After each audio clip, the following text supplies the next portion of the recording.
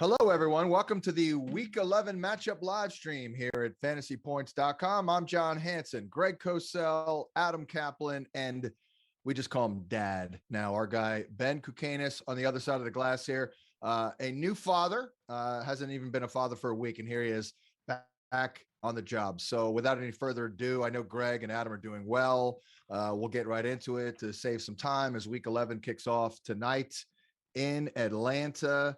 We look at we do have a total here of 47. That's actually not too shabby.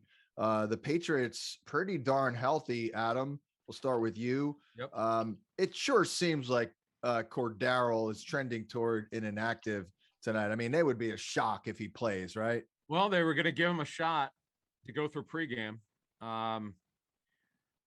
Yeah, I mean, he did participate in their walkthrough, which is a positive sign, but he's got an ankle injury in a short week. Yeah. What you worry about is a setback, which is going to keep him up to several weeks. It's not like they don't have Gallman. I understand that Patterson's been the story for this football team. They certainly need him, but he's going to have to show that he's ready to go, or they obviously would not have him active. It's stupid to have a guy out there at half strength. Typically you wouldn't play a skill position player on a short week with an ankle injury, but stranger things have happened. I mean, they are desperate, no doubt about it. Yeah. Greg, Bill Belichick apparently was asked today about the challenge of stopping Kyle Pitts, and his answer read like War and Peace. I mean, it was unbelievable. It was actually yesterday, but yeah. Was that yesterday? Yeah. But obviously, Greg, they're gonna look to take him out, for lack of a better term. Wouldn't you agree with that? I mean, who else is going to beat you if you're the Patriots and you're not worried about anybody else here, right? No, and it's funny you mentioned that about Belichick. Over the years, obviously, he'll never talk about tactics or strategy or his own players.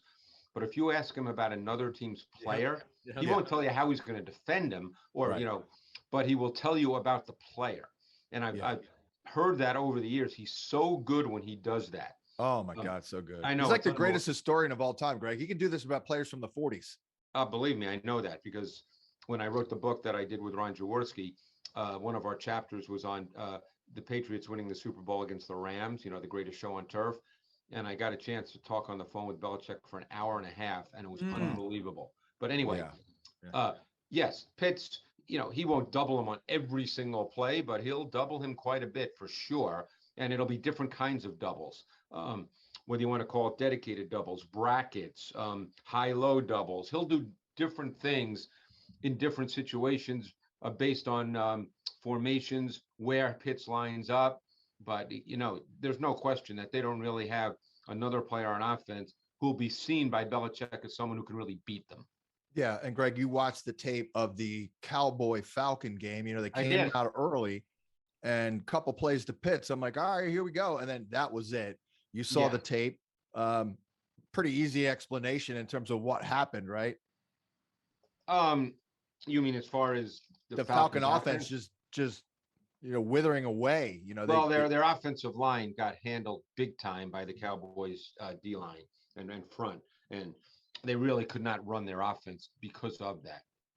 Did they blitz a lot, or is they just what was there anything? Because I know that what's his name's been aggressive. Dan Quinn's been aggressive this year. How did they get that done? Yeah, as far as blitzing, they didn't blitz. No, were they, or was it just one-on-one matchups? Like, I was just wondering how they made Atlanta. Well, I was going to say they did not blitz a ton, relative to NFL. I mean, they blitzed, like, for instance, Micah Parsons, I think only played 6 or 7 snaps at defensive end. He predominantly played linebacker. So the left side of the Falcons O-line, the left tackle Matthews and the rookie left guard Mayfield had a really difficult time in this game with one-on-one blocks. Yeah, and the Patriots probably know that too, right? So I know it, they know it better. Yeah.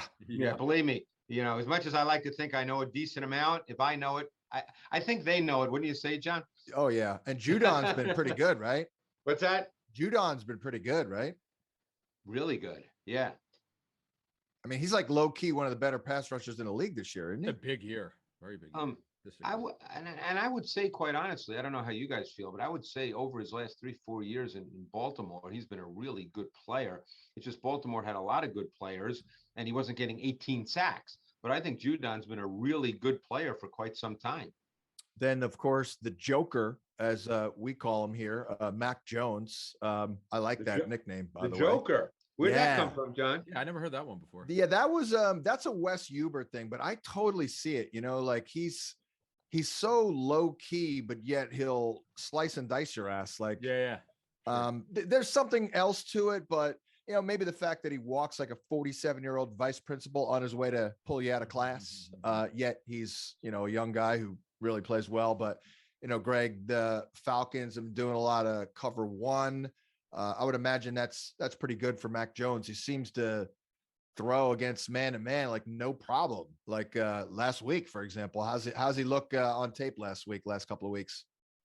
Yeah, to me, John, I think that we know what Mac Jones is. I think I did watch the Falcons defense today, and they're a mix between kind of cover one, they blitz a good amount, and cover two, but they get to cover two in many different ways, and that's always been a staple of Dean Pease, is he features a lot of disguise and late movement to get to cover two.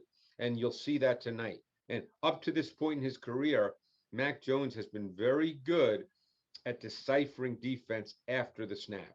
And so we'll see if that continues this evening. And they don't blitz, right, that much, Dean Pease? Yeah, they kind of do. Okay, because I heard him talk about a month ago where he's like, yeah, I'd love to blitz, but I can't cover on the back end and blitz, basically. But he's doing it a little bit more now. Well, let's put it this way.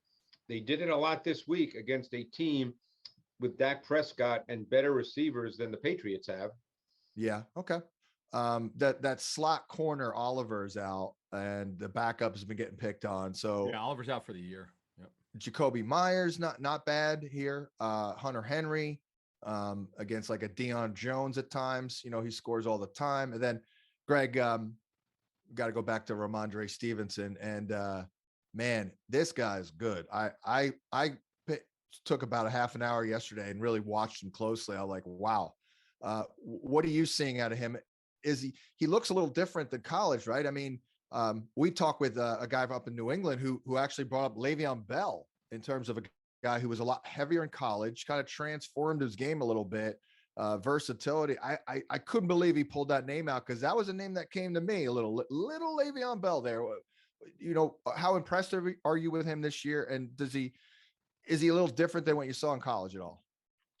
I think I would say not necessarily. No, I think he's a decisive, competitive, strong downhill runner with light, active feet for his size. He's shown the ability to get skinny. He's got some burst. I think I saw that in college. So yeah, I think it'll be interesting, because I know Belichick was asked about that, and his answer seemed to suggest that when Harris is healthy, that he's the number one back. Mm-hmm. Oh, sure, Adam. But I think this backfield can support two guys. Yeah, I really can. do. Yeah, sure. Absolutely. But Harris is you could call him whatever you want, a grinder. The guy's been very successful this year. We know he's got an injury history, but he's been their lead back. And this kid's got some juice. So I would agree with your assessment. There's no reason to think it can't be a 1-2 punch.